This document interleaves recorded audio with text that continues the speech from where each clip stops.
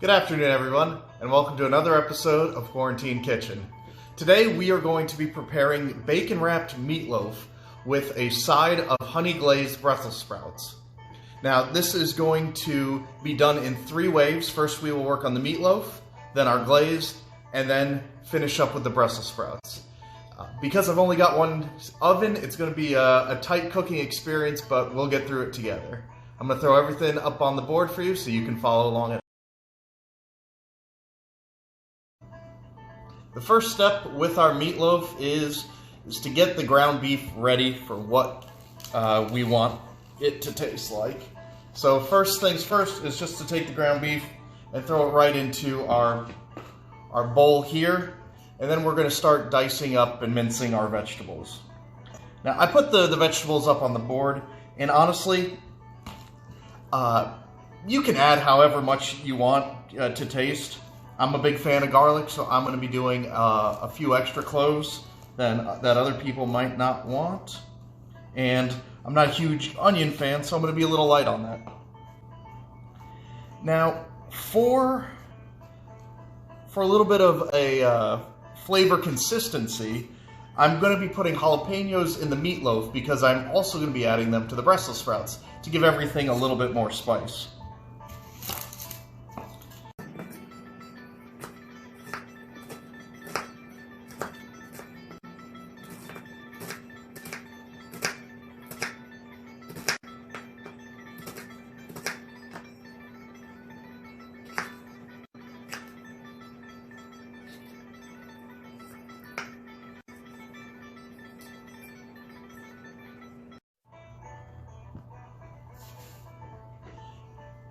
And then to keep everything together, we're going to need 2 eggs cracked in there.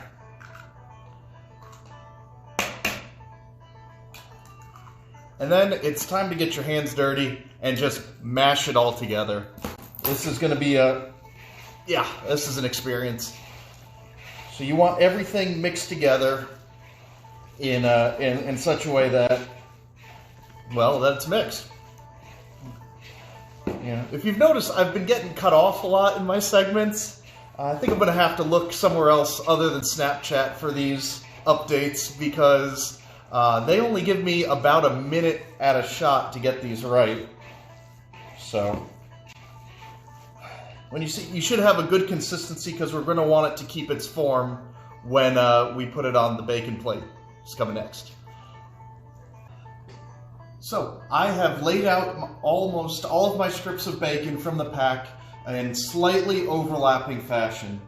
And I actually flipped them around each side so that the same cut wouldn't be at the same end.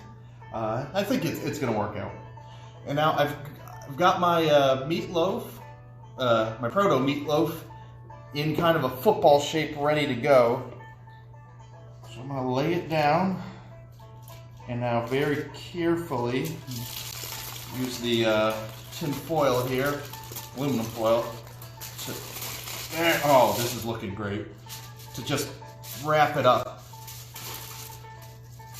And move it back. Okay. So if you've got any leftover bacon, you can go around the sides once or twice with it to really lock in that bacon.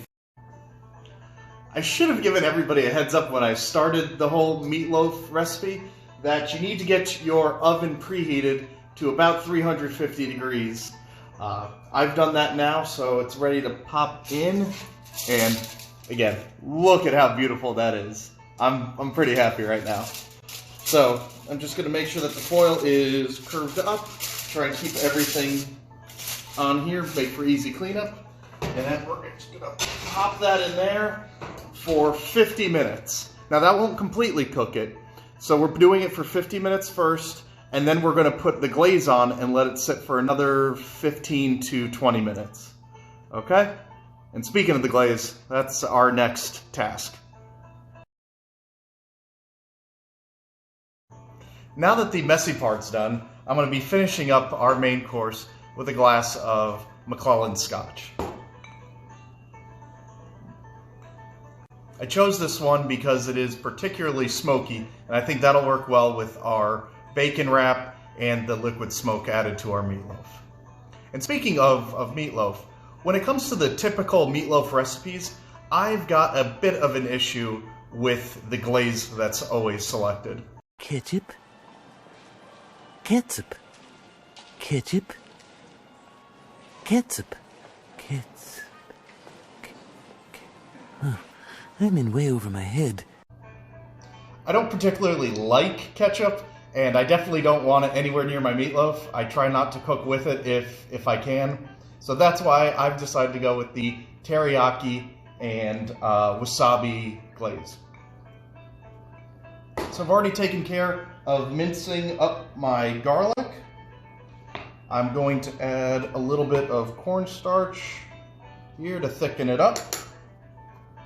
I've got half a shot of sugar. Then a big helping of wasabi and about two-thirds of a cup of teriyaki sauce. The last ingredient is a bit of ginger. That also asks for about a tablespoon. I'm gonna whisk this together and then give it a taste. I have a feeling I might have put just a smidge too much teriyaki sauce in there. It's ready for our meatloaf. So I'm gonna be playing around with the ratios of the ingredients for a minute here. But once you're done, just set it to the side. We've got another half hour till the first step on our featured side, the honey glazed Brussels sprouts, is going to be to have each of them and get them ready for prep. So we're gonna zip through that real quick.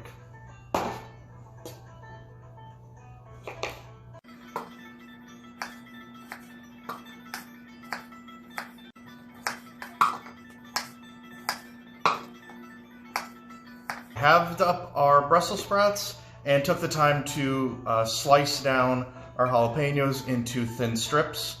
Now that we've got this done, we can just add the jalapenos to the mixture and watch out for the seeds unless, again, you like that spice like I do.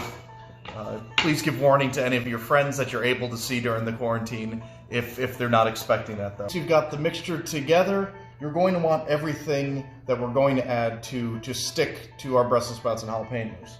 So we're going to add about a tablespoon or 3 of olive oil or canola oil if you would like a slightly healthier alternative.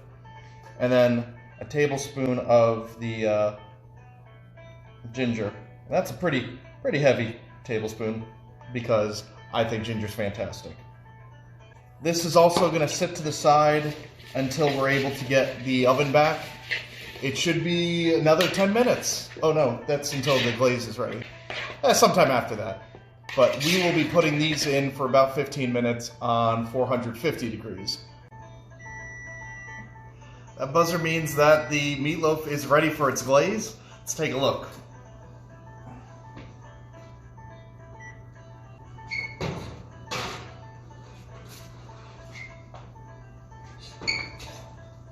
Oh my goodness. That is something special. A lot of the bacon fat getting around it. We'll probably cut around that when it comes time to serve, but for now, let's get this glaze all over.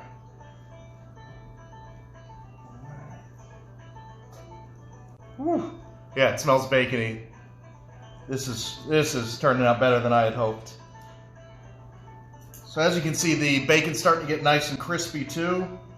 I think we'll be in for a treat for another 15-20 minutes, which is perfect because it'll let our meatloaf cool down, which makes it a lot easier to cut and lets it stay together more.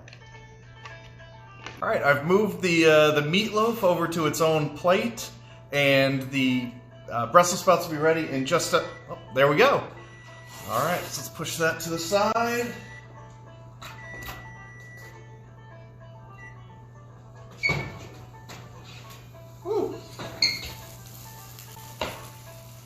These are looking great. I'm going to give them just a moment to cool down. Then I'm going to throw them in my yellow bowl and drizzle them with some local Easton, Connecticut honey. And then we'll plate it up and give it a shot. For the Brussels sprouts, looks like for some reason the jalapenos are sticking to there a little bit more than everything else, but no big deal. Like I said, we'll take our honey that I got my last trip back home to the mix.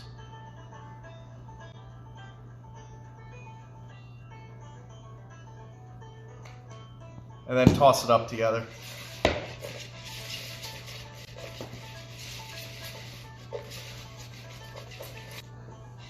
So here is our final product. My favorite part now is to do the cross section. Cut right through this. And open it up. That bacon just locked in the heat. You can still see the steam coming out. Oh. The bits of jalapeno and onion and garlic are visible.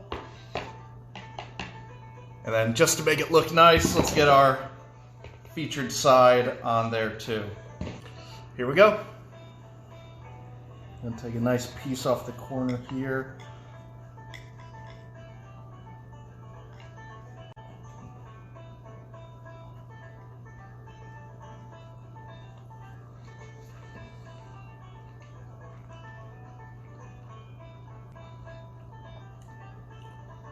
All right, definitely getting the bacon flavor. I think the bacon really wrapped in the moisture too. This is a fantastic meatloaf. The glaze did not come in as distinct as I had hoped, but maybe I should have put a couple more rounds on it.